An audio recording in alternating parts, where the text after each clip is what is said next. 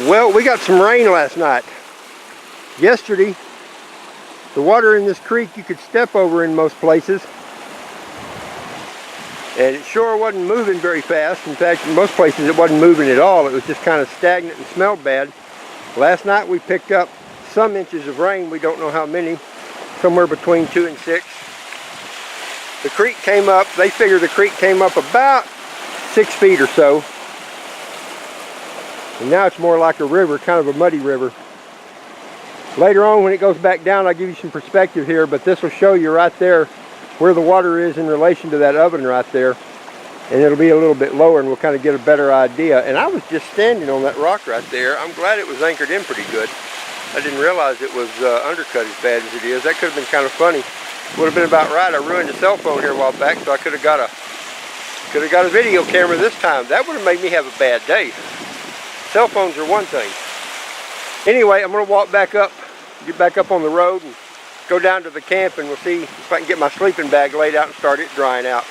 It was a good time, so I'll check back in. Okay, well I'm back up here at the camp now. Just walked in, saw 2 of the biggest turkeys I've ever seen, but didn't get to get a shot at them, which is probably okay. But I'll show you the camp and what it looks like. You can't tell much right now, but basically got a little bit of water in both of the tents. Blew that tarp loose. It came quite a storm last night, I assure you. And then over here is where we were actually sleeping. Wes retreated to the tent at one point during the night. The rain got started somewhere around 3:30. And Wes had trouble sleeping, and you might see why. This is the tarp he had up over his hammock. Or I guess we could say this is his water collection system here. His tarp came down and in fact came apart, as you can see. Kind of ripped it loose. There's our fire pit over there. It's probably a mud pit right now. Walk back around over this way. It is really lush and pretty up here. Flowers everywhere. Loads of wildflowers if you like that kind of thing. Plenty of cactuses as well.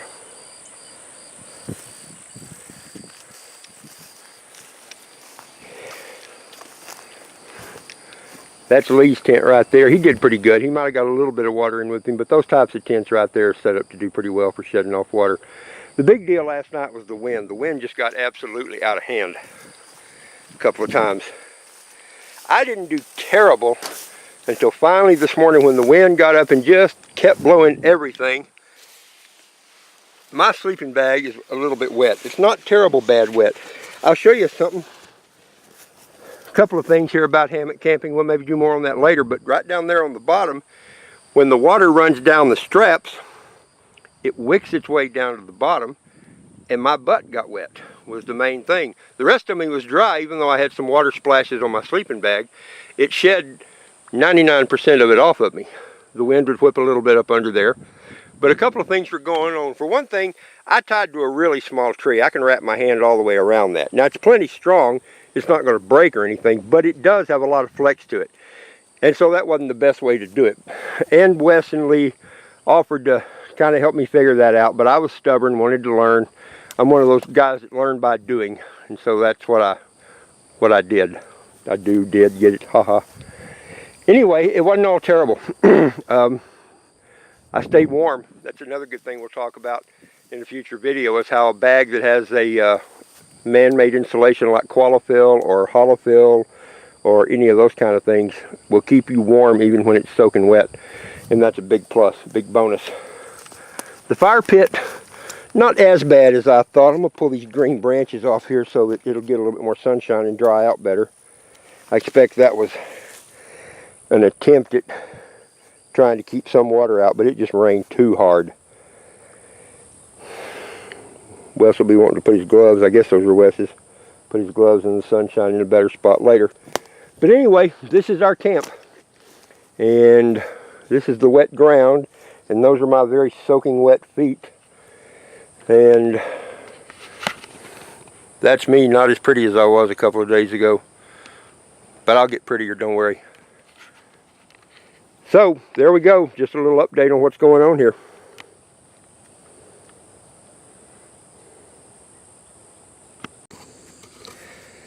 Good morning, y'all. This is Rob. Just thought I'd come to you a little bit and tell you what we're doing here. For those of you that don't know, Wes and Leland and me are down here in South Central Texas doing a little exercise on bugging out, and kind of partly to be able to think about things for just in case that's what has to happen, and partly for being able to prove to ourselves and a lot of other people that bugging out isn't really the greatest option. A lot of people talk about, oh, we're going to bug out, and they're all excited about doing it without thinking about the realities of it. Well, we're coming down here to suffer through, and I use that word pretty loosely, to suffer through some of the realities of being bugged out. We brought fairly minimal supplies. We've got some stuff, we've got in a couple of cash tubes, and we've got some things that we carried in, and we've got a few things that we brought just that we would have potentially had stashed here as well. For instance, that grate right there, that's not something we would have carried or been able to cache, but that's the kind of thing that would hang up in a tree very nicely somewhere and be there when you get back. The scenario is that we had to leave because of whatever catastrophe might have happened, and we got to our secondary location only to realize that that wasn't going to work, and then we had to leave there and come to our tertiary location, our third choice. And in so doing, this is just what we're going to work with, I guess. So anyway, what's going on is we have been here a couple of days. We have gotten rained on severely. We had a big storm that brought the creek up down there where I had the camera pointing a second ago. The creek was up about 6 feet from normal. Now, it didn't affect us any other than a couple of the crawdad traps we had got covered up with water and kind of not washed away, but washed out of place. And we got wet. We got real wet, in fact. But that's, we get wet when we take a shower, so that's not the end of the world. But anyway, what we're doing right now, Wes and Lee went to we actually changed camps. We were in a different spot higher up on the hill, and then decided that we'd be better off being located over here closer to the creek and on a hillside that catches the morning sun a little better, so that it'll kind of dry things out. Down here in South Central Texas, the humidity gets way, way up, and especially after a rain, everything was soaking wet. That's what I've got going on right here. I've got my boots hanging on the fire there, trying to dry out, trying to get them going. They were soaking wet. And of course, one of the things in bugging out is I didn't remember to get an extra pair of boots. So this is what I'm working with, and I can tell you that the smoke is going to improve the flavor of those guys. They stink, oh my goodness. I've never had stinky feet really before, not that bad at least, but these guys were awful. I was embarrassed to even pull them off around everybody else, but hopefully they'll get dried out and be good to go again today. For right now, I've got just a pair of moccasins on, which are very comfortable, but I ought to have some socks on with them, because every now and then I get a little fire ant down there who decides to remind me that this is his property, not mine. I hate fire ants. I'm glad we don't have them up where I live, but that's what it is. Anyway, that's the whole idea. That's the scenario. That's what we're doing. I'm going to be doing lots of little videos, lots of little tips and tricks and just things like that, woodsy kind of things that I know to do as I scratch one of those ant bites. And we'll be showing you things that work, and we're going to show you things that don't work. We're going to share our bad experiences with you too. Because that really is what we want to do. We're wanting to expose the realities of taking off. We're not out here in a camper trailer, and I like doing that stuff. I love, taking my wife and girls out somewhere with our camper trailer and glamping, as they call it. Just doing all the fun stuff where we carry 800 pounds of cast iron and combing lanterns and all that. I love that stuff. But that's not really what happens in what most people consider a bug out scenario. At least not an on foot bug out scenario. Now, there's 800 different ways you can think something like that through. But the reality is, you get out somewhere, you use what you've got, and you realize what you don't have fairly quick. And that's what we're doing. So we're going to share that with you. We hope you like what we're doing. We hope that you can learn something from it. Wes's series he's doing. Wes and I are both going to be doing videos off of this trip. The ones Wes is going to do are going to be worth watching, I'm pretty sure, because he's got this whole, he's wanting to put it into almost like a feature-length film, with, you know, in different segments, of course, of building a shelter and doing things like that. So go check out Wes's channel, what he's doing.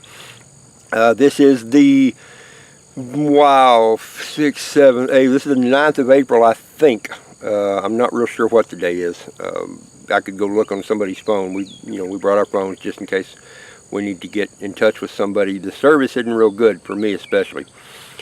Anyway, that is what's going on. Like I say, we hope you like what we're doing.